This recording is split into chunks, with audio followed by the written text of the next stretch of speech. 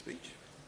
Thank you, Ms McVeigh, and it is a pleasure to serve under your chairmanship for the first time as a Shadow Minister. I'd also like to commend the Honourable Member for Wood Green and, sorry, it's Southgate and Wood Green. The constituency names have changed, but I've always known the Honourable Member as the member for Enfield Southgate. But he spoke with real passion today, and he brings with him knowledge and expertise about a topic which I think we all need to focus on more carefully. This is a very sensitive issue, and we need to ensure that we get it right. It shouldn't be a party political issue. We should be looking for solutions, and I think today's debate has contributed to that important discussion. So I thank the Honourable Member for bringing this debate to the floor of the House today. Ms McVeigh, Britain is a nation that has always been known for its Christian compassion, and that has been mentioned in other contributions in the debate this afternoon. But at the same time, we have always advocated the principle of helping others to be able to help themselves as the best pathway to providing long-term sustainability, particularly for developing nations. Many of those nations have been mentioned today in the contributions that have been made.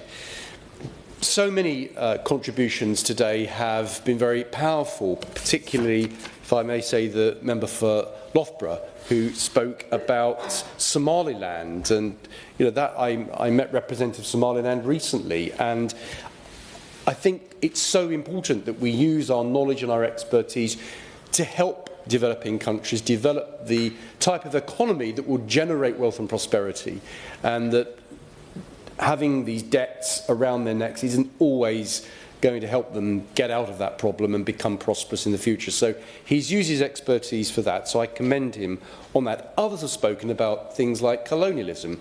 Now, I'm not convinced that the member for Clapham and Brixton Hill should focus on that, to be frank. I think that we have other things more unifying that we should be talking about.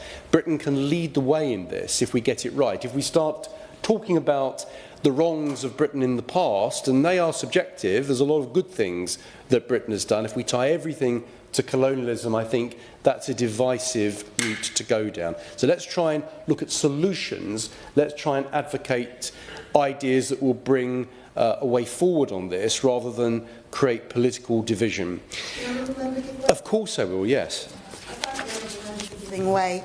And I would say that it's not necessarily a divisive issue. If you ask those who are suffering the most from these matters, you will find that they do actually believe that some of the wrongs that have been done to them in the past are the reason why it's more difficult to move forward. It's simply a recognition of it and looking at ways in which we can tackle this, and also recompense for the wrong that we've done, not being divisive, just accepting what went wrong and understanding that we have a duty to make it right.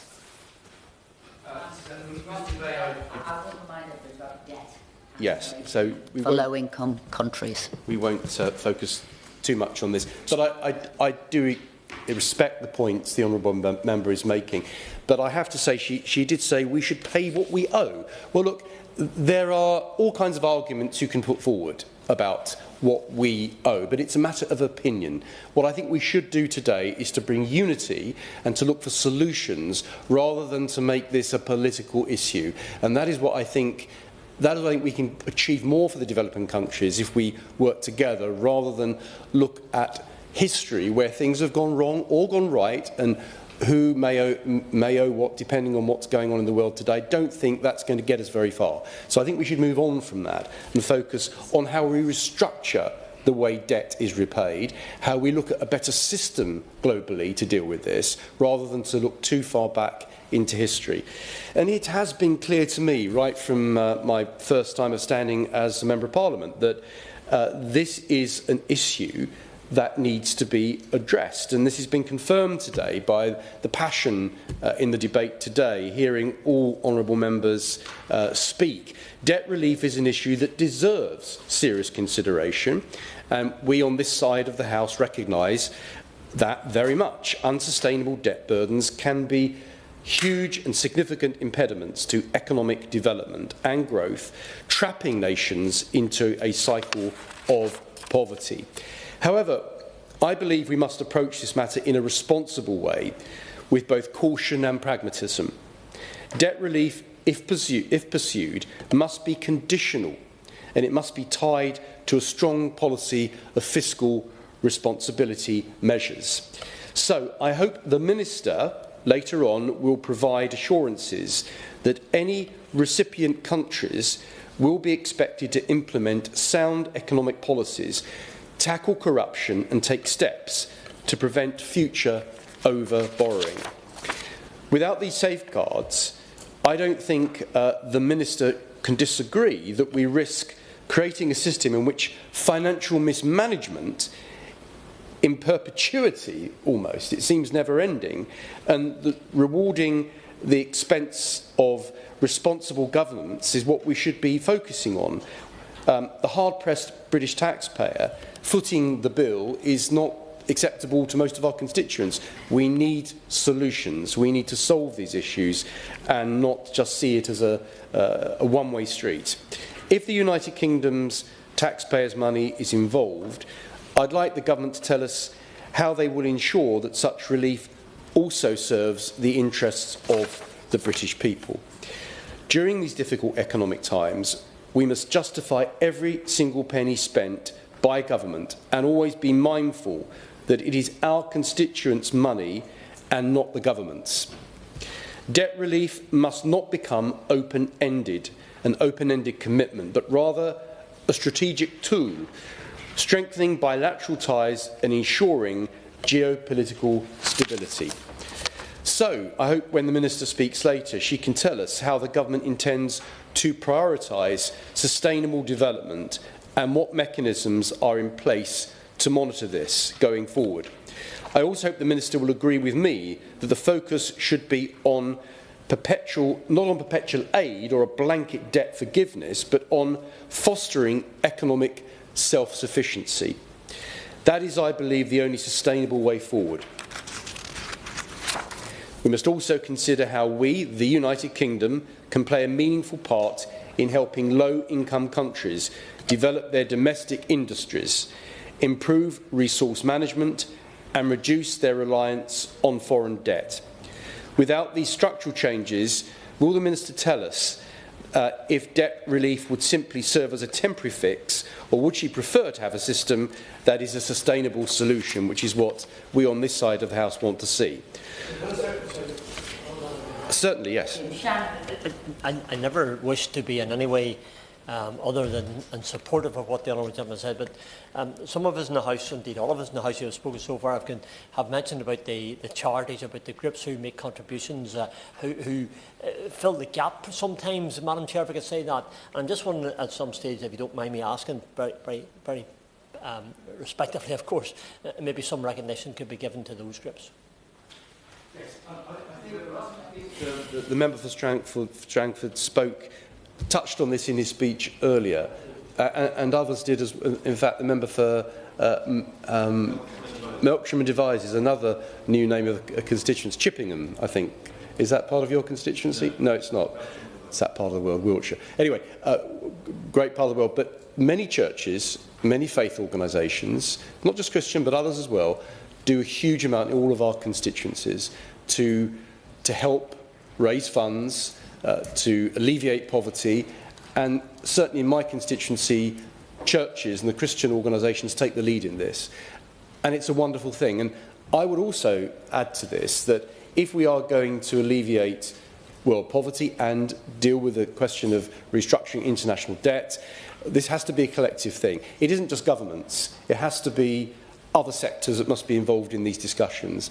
And certainly in terms of poverty alleviation, we have to all give credit to the charities, church organisations and faith groups and other parts of the voluntary sector that raise money week in, week out to help alleviate poverty and disaster relief in different parts of the world. And I think as members of Parliament, we all know that from our constituents. So I commend the Honourable member for some of the, and all members for their charities and their churches and their organisations and their constituencies that do that incredible work.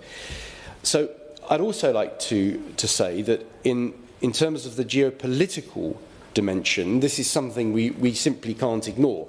So the People's Republic of China, the Belt and Road Initiative, that has created debt dependency, threatening many sovereign nations around the world. And so will the Minister tell the House how the government intends to counterbalance Beijing's influence and provide a credible alternative to Chinese financing, which is of great concern?